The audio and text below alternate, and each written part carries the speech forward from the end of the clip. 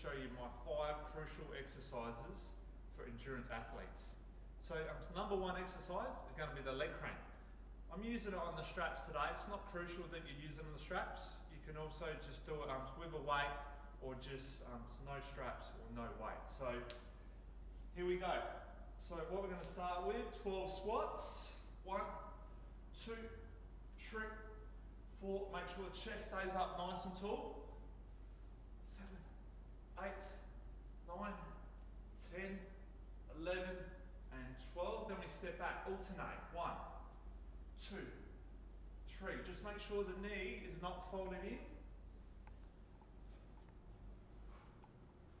Keep the chest up tall. Keep the feet hip width apart when you're stepping back as well.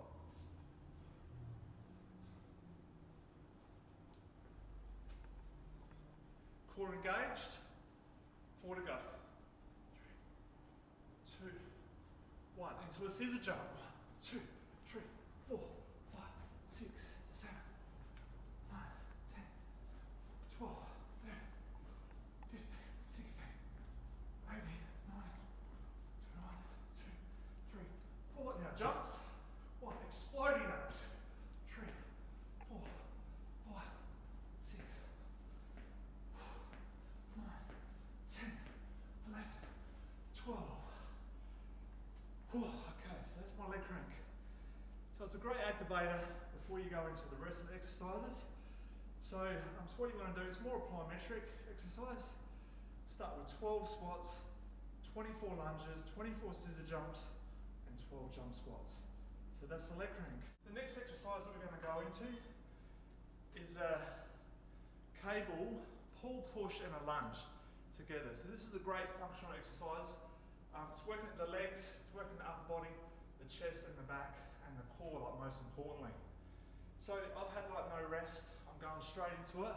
So if you're doing it on a cable, which you would be, just make sure you lock it on. Hand on top, just lock it in first. Protect the shoulder. I see a lot of people that will grab it and they'll drop it also like this. Make sure that you lock it in, step forward, just grab the back, come in a lunge position, we drop down, it's nice and square through the legs, up we go, pull and push. 2. So the rep range that we're doing on this exercise, because it's endurance, we want 20 to 30 reps. 6. Chest up tall. I see a lot of people collapsing down here. Chest up, hips forward. Breathe in slow, exhale up.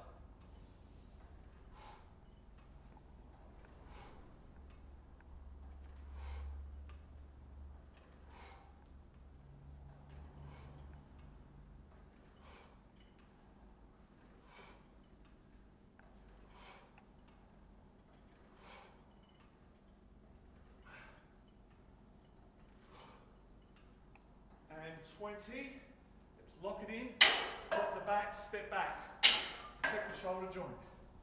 And then we just change it straight over. Lock it in, step forward, change legs, change hands.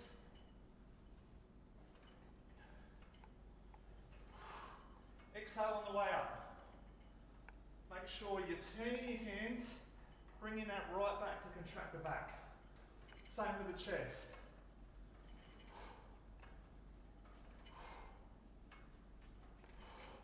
Core engage. Try to keep the shoulders as square as possible. See a lot of people turning here. It's all coming from the core.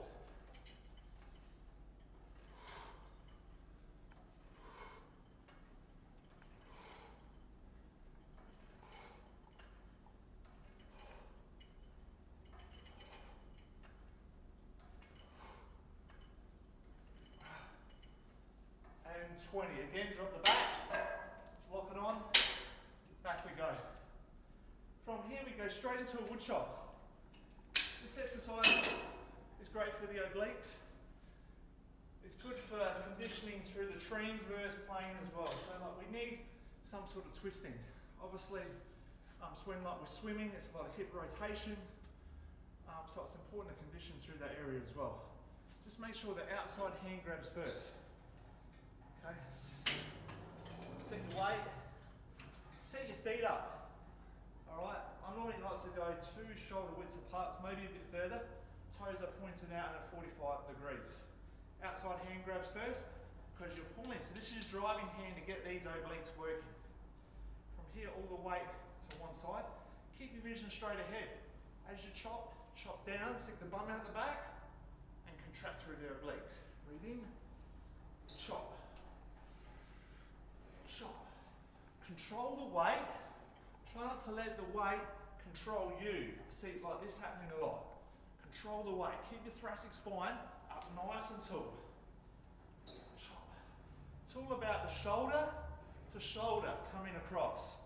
Keep the hips as square as possible. You don't want the hips turning in or the feet twisting. Keep them nice and stable. Chop.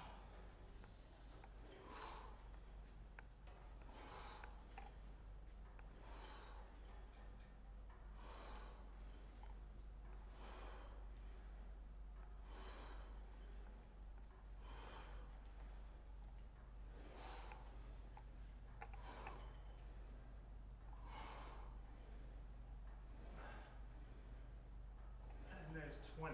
Good. Go straight on the other side. I'll give you a back view. Same thing. Feet set. Turn down. Outside hand. Chest up tall. Transfer the weight. Chop. And you can see my hips are staying nice and square. They're not turning in. All the rotation is coming from the upper body.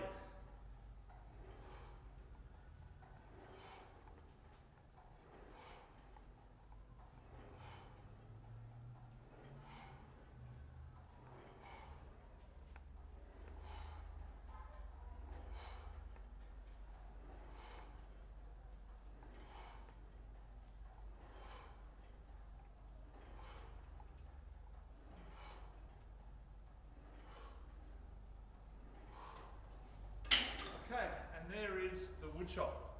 Again, keep the rep range around 20. Okay, and the tempo is going to be a little bit quicker on that one. So the next exercise we're going to move into is a single leg deadlift. I'm going to give you a side view. So I'm doing this today like with a dumbbell. You can also do this like with a barbell as well, totally fine. So standing on to my left leg, I've got the weight in the right hand.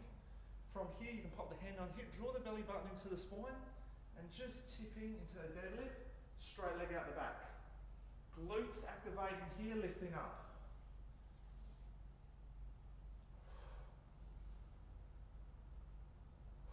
Great exercise for stability. Core is switched on. Glute is like working hard. Especially like the medius. So this is a big stable, especially when we're like running.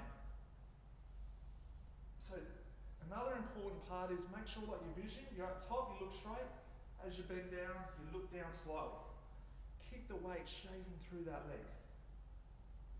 Whoops. Core engages, nice and tight through here. Draw the belly button in and up slightly. You'll feel your foot starting to burn, totally normal. That's your feet stabilizers kicking in.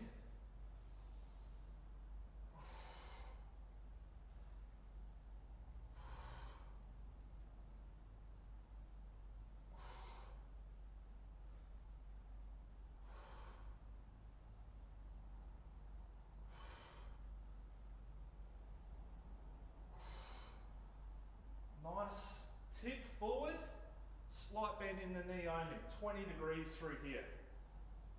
Okay, other side. And you're going to have a foot that is a little bit more unstable than the other.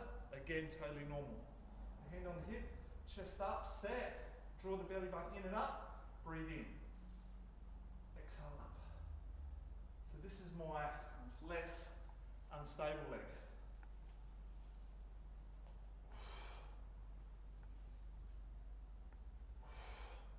Make sure as well the back leg goes straight out. So as you bend down, you almost come in that T position.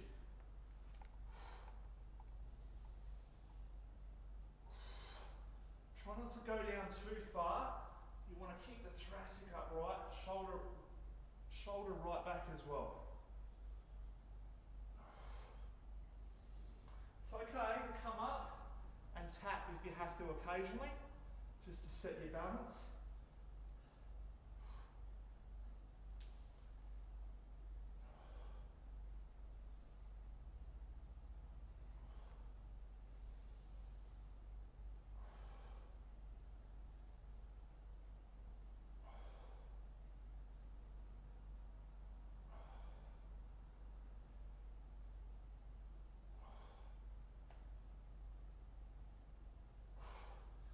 Okay, so that's a single leg deadlift.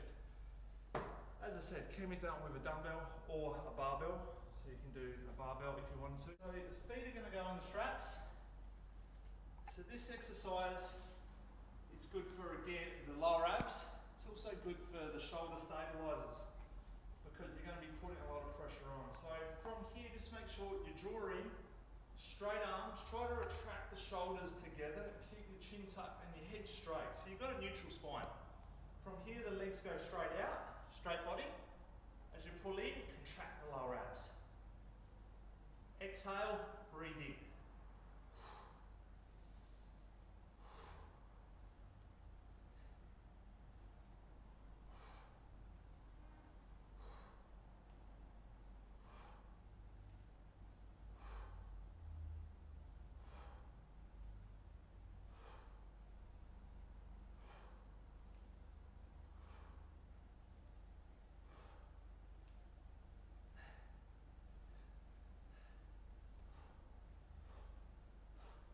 There's 20, so you can do a few other variations as well if you want to, as a progression.